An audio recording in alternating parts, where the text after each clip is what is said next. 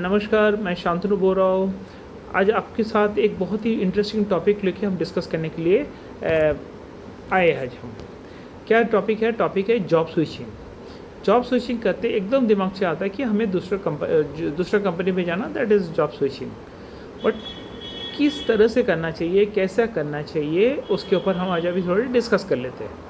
देखिए, job switch होता क्या है, होता है क्या, आप जब एक अपनी जिस कंपनी में हो, जिस रोल पे हो, उससे बढ़ के रोल पे जाना है, बढ़िया रोल पे जाना है, ताकि आपकी करियर ग्रोथ हो, ताकि आपकी फाइनेंशियल ग्रोथ हो, आपका आगे ट्रेनिंग गेन हो, सब कुछ ये सब मिल के चीज़ देख के दैन कोई भी फाइनल करता है इस सिचुएशन को।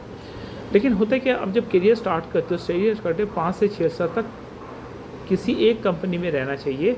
अगर कंपनी ख़राब है, मैंने उतनी अच्छी, ख़राब तो कोई भी कंपनी ख़राब नहीं होती, लेकिन जो जहाँ पे आपको ज़्यादा लर्निंग होगा तो उस ऑर्गेनाइजेशंस पे आपको जाना चाहिए। शुरुआत में जो कंपनी हो सकता है उतना लर्निंग आपको नहीं मिल रहा हो, लेकिन जिस कंपनी में जाओगे उसमें आपको लर्निंग ज़्यादा होना चाहिए। एक तो वहाँ अगर जाने के बाद वो थोड़ा सा आपको टाइम स्पेंड करना पड़ेगा ऑर्गेनाइजेशन के साथ। May be it might be 2 years 3 years something like that, हाँ, so that you should learn something and then you can take a move to they can take a call whether you need to move to some other organization or not, right?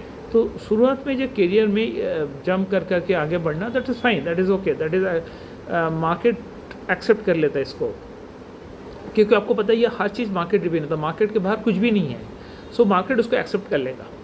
लेकिन आपकी एक time के बाद, once you reach in assistant manager, deputy manager level, then you should stick to any organisation at least 3 to 4 years. Then you can switch to the next level. So that would help you a lot, because next level पे जाने के लिए तो आपका जो understanding, जो knowledge जो already आपके पास होना चाहिए वो आ जाता है। टिपिकली 7 से 8 साल के अंदर में आदमी असिस्टेंट मैनेजर से डिप्टी मैनेजर लेवल तक पहुंच जाता है, depending on how you perform, how you about and his learning attitude, learning capability, all these things come into the bucket, and then it will take you to the next level. इसके अगर पर ये तो हो गया आपका job switching का process. Job switching के बारे में हमने थोड़ा सा आपको अंडरस्टैंडिंग शेयर किया। अब जब जॉब स्विच करते हो तो जॉब स्विच करने के बाद शुरुआत में जब अच्छी कंपनी में जाके जब जॉब स्विच करके आप मैनेजर लेवल पे जाओगे, उसके बाद आपने स्टिक करना चालू कर दिया। ऐसा नहीं कि 3 से 4 साल मैं बोल रहा हूँ, कोई ऐसा भी है, बहुत मैं जानता हूँ जिनको as a GET graduate engineering join किया, एज ए DET ज्वाइन किया, रिटर्न किया, वहाँ से एज ए वाइस प्रेसिडेंट। तो किसी ऑर्गेनाइजेशन में अगर बढ़िया ऑर्गेनाइजेशन मिल जाता है, वहाँ पे आप लाइफ लॉन्ग स्पेंड कर सकते हो। देखिए, ऐसा कोई भी ऑर्गेनाइजेशन नहीं जहाँ पे आपको रेड कार्पेट लेके इनवाइट करेगा, आपको कुछ करना नहीं होगा, आराम से रहेंगे, ऐसा कुछ नहीं। हर जगह काम करना पड़ेगा, प्रेशर में रहना पड़ेगा, सब कुछ करना पड़ेगा आपको, राइट? तो this is something which is very important कि आपके दिमाग में ये रख लेना चाहिए कि मैं कहीं भी जाऊँगा तो मेरे को काम करके आगे बढ़ना पड़ेगा। अब इसके अंदर में लेकिन अब जब जॉब स्विच करने के लिए हमारे क्यों करते हैं हम, उसके पीछे कुछ कारण होगा। Let's discuss the reasons. Salary ठीक से सैलरी कम रहता है एज़ पर मार्केट से, हम कम सैलरी मिलता है, सैलरी डिले हो जाता है। कभी कोई ऑर्गेनाइजेशन एक 31 last day of the month में दे देता है, कोई 7 को देता है, कोई 15 को देता है, 20 को देता है, इट डिले हो जाता है। वो दैट एक्चुअली डिमोटिवेट। आपके पास सैलरी टाइमली आना चाहिए, ताकि क्योंकि सबकी अपनी अपनी लाइबिलिटी रहता है, बर्डन रहता है, खर्चा रहता है, तो मिलने जाना चाहिए। और सेकंड जो हो गया मैनेजर के जो मैनेजर जब लेवल पे बंदा आ जाता है, उसका टेक्निकल कॉम्पिटेंसी जितना चाहिए उससे ज़्यादा लीडरशिप कॉम्पिटेंसी, क्योंकि आपके साथ एक टीम काम करता है। उस टीम को देखभाल करना, उसकी सपोर्ट करना, उसको गाइड करना, करके उसको नेक्स्ट लेवल पे ले जाना, that is your managers duty. अगर वहाँ पे गैप आता है तो बंदा काम नहीं कर पाता है, बंदा कंफ्यूज हो जाता है। अब उसके साथ ये एक और है कि मैनेजर के साथ में वर्क कल्चर। आपको हर कोई जाता है काम करने के लिए, लेकिन उससे काम करवाने का रिस्पॉन्सिबिलिटी होता है मैनेजर का। अगर वो काम नहीं करता है तो उसको जिस as per the company rules process जो है उसको एक्शन लेता है, हर ऑर्गेनाइजेशन लेता ही है। लेकिन उसको काम करने के लिए प्रॉपर वर्किंग एनवायरनमेंट देना है, उसको कल्चरली उसको फिटमेंट ठीक ठाक देखना पड़ेगा, क्योंकि हर ऑर्गेनाइजेशन का कल्चर वेरी करता है।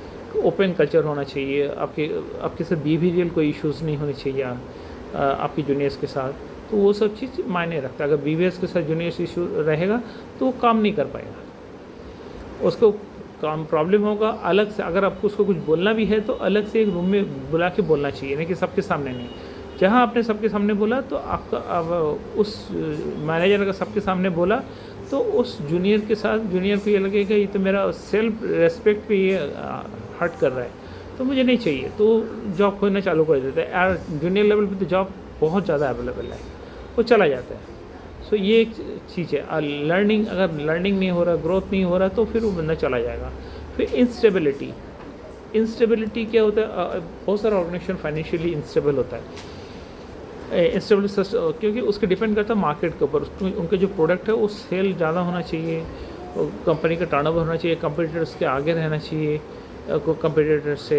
तो बहुत सारा पैरामीटर्स है, बहुत सारा पॉइंटर्स है जिसके ऊपर देखते अगर वो पॉइंटर्स ठीक ठाक नहीं रहता तो आदमी छोड़ के चला जाता है। तो this are the basic parameters जिसके ऊपर कंपनी जिसके ऊपर एम्प्लॉय अपना जॉब स्विच कर जाता है। अब जॉब स्विच करने के लिए जैसा जो पैरामीटर्स हमने किया है डिस्कस, उसके ऊपर पूरा ख्याल रखना है आपको। और ऑन टॉप ऑफ दैट आपको देखना है कि sustainable, stable and work proper work culture wise organisation पे चूज़ करना है। तो उसके लिए क्या करना है आपको, अपने आप को टेक्निकली साउंड करना है और जितने नॉलेज हो सके उतना गेन करना पड़ेगा आपको। जैसा फॉर एग्जांपल अगर आप क्वालिटी में हो तो आपको क्वालिटी के क्वालिटी हर टूल्स के बारे में अंडरस्टैंडिंग क्लियर होना चाहिए, ISO के बारे में होना चाहिए, कि OSAS के बारे में होना चाहिए। ये सब चीज़ आपकी फिंगर टिप्स पे होना चाहिए। आपके 7 स्टैटिस्टिकल टूल्स के ऊपर आपको अंडरस्टैंडिंग क्लियर होना चाहिए। ये मैं एक एग्जांपल के तौर पे आपको बता रहा हूँ। तो ये सब क्लियर आपको होना चाहिए। रिज्यूम में वो सब डालना है और आपकी जो अचीवमेंट्स है उसको ही ज़्यादा डालना है, राइट। तो ये सब चीज़ जो बेसिक चीज़ हम आपके साथ मैंने आपको शेयर की है। लेकिन मैं एक चीज़ देख रहा हूँ, आप लोग को मेरा रिस्पांस तो ठीक आ रहा है, लेकिन इसके साथ मैं ये चाहता हूँ कि आप लोग फीडबैक दीजिए, आपको चाहिए क्या। आपने देखा फिर उसको ठीक है बोल के वो आगे बढ़ गया, ऐसे नहीं।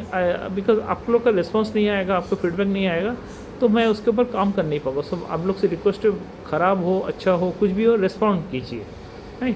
इसको प्लीज़ वीडियो को शेयर कीजिए, लाइक कीजिए, कुछ क्वेरी होगा तो डाल दीजिए, आपको पूछना है तो मेरे से प्लीज़ उसको डाल दीजिए। चलिए, थैंक यू।